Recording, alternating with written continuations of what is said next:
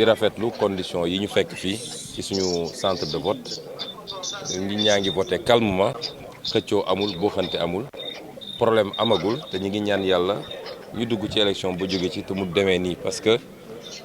après tout élection kese la vraiment su luy weesoo ñun ñëpp sénégalais lañu ñun ñëpp Casamance lañu ñun ñëpp Ziguinchor lañu on va se retrouver dans cette ville là joxante loxo liggéey donc am na loo xam ne jaru ko nañu respecter volonté Ziguinchor waay am nañu sañ-sañu tànn ku leen neex ku bugg a tànn Ablaye Baldé tànn ko ku bugg a tànn Benoît Sambou tànn ko ku bugg a tànn Ousmane Sonko tànn ku bugg a tànn keneen tànn ko loolu mooy démocratie te loolu dañ ko war a def ci condition yoo xam ne dañuy yemale ñëpp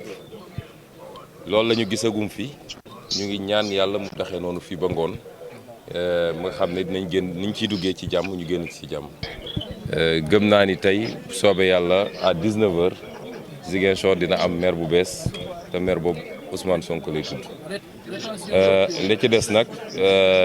mooy wax ñëpp woo ñëpp ñu delloo ci seen xel ndax gis nañu ñetti mbir yoo xam ne am na fi ñaar yi moom lu ñu teg suñu bët la mooy benn gis nañu ay nit yoo xam ne bokkuñu ci Ziguinchor xam nga élection locale waa Ziguinchor dong ñoo war a tànn seen maire su doon élection présidentielle sax c'est moins grave parce que koo jëlee Fouta wala nga jëlee ko Bawol mu ñëw te fii benn carte boobu la mën a sànni élection nationale la mais élection locale waa localité bi rek ñoo am sañ-sañu tànn seen maire nit mënul jóge Bawol wala mu jógee Fouta ñëw naan day tànn maire Ziguinchor voté tey suba mu ñibbiwaat yoonam newul ci Ziguinchor ñu gis nag bëri na ñu jëlee feneen d'abord fii biir Casamance ci yeneen localité waaye am na ñu jëlee ba Guinée Bissau andi leen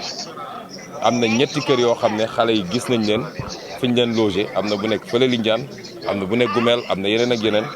ay nit yoo xam ne du ma ne sax Casamance du ma ne sax Sénégal mais du ma ne sax Sénégal mais duñu sax ay sénégalais loolu nag muy bu njëkk bi ñun jël nañ suñuy matuwaay jox nañ digal xale yi nee nañ leen nañu vérifier suba ba léegi foofu kër yooyu ñu ngi koy surveiller ku bokkul ci koñ bi élection locale affaire koñ la fii Néma ñun xamante nañu école bi xamante nañu HLM bi li ko wër yëpp xamante nañ ñi fi màggee xam nañ ko ñi fi dëkk même su dee feneen lañ jógee ñëw dëkk fi depuis 5 ans 10 ans xamante nañu ku bokkul ci koñ bi du fi voté loolu wax nañ ko te dañ koy assumer amul kenn du policier du gendarme du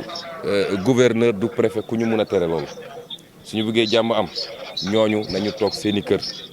suba ñu de dugalaat leen seen bis ñu ñibbi ñaareel bi mooy gis nañu it constaté nañu tamit ni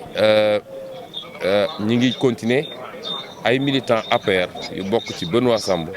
ñi ngi yor ay carte di ko joxe carte nag dafa am fu mu war a jaar administration dong moo am sañ-sañu joxe ay carte donte carte yi carte ay nit yu inscrire la normalement mais waruñu koo jox ay militants ñuy wër di ko distribuer ñun am nañ ci firnde yu leer man am naa ci ñaari cas ñu ma andil ba sama kër ñoo xam ne ñi ngi yor seen récépissé chaque fois ñu dem préfecture ñu ne leen carte yi ñëwagul ñu dem meeting APR sol t-shirtu APR ñu jox leen seen carte foofu ba tey ji ngi yor seen carte yor seen récépissé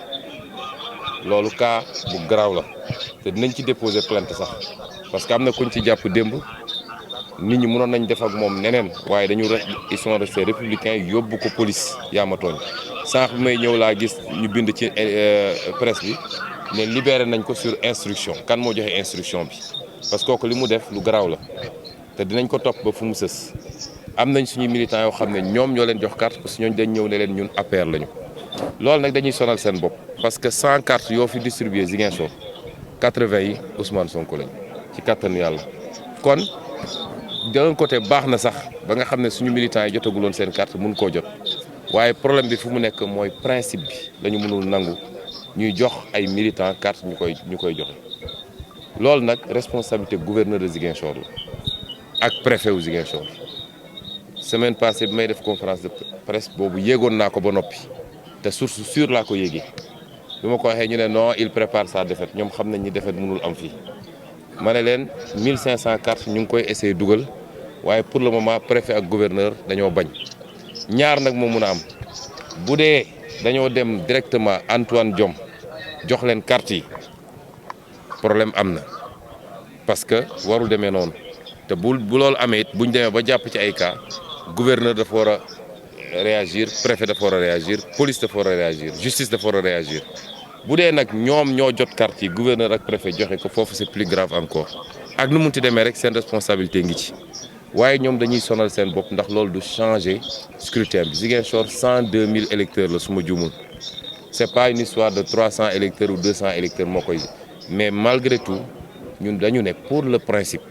dañu nangu yu mel noonu di fi dem di fi am mu des nag dernier mbir mi mooy la ñuy yéeg ci ay pexe yu ñuy def pour suñu nee voté nañu tuuti rek ñu ne bulletin Yewwi Askan Wi jeex na fi joxe nañu foofu it ay instruction joxe nañu ay consignes ne leen bureau les 31 centres de vote yi am bureau bu ñu fa constaté ni benn bulletin Yewwi Askan Wi manqué na bureau bu dañ koy bloqué ba ñu delloo si waat bulletin yi ba mu mat ñu doog a continuer vote bi.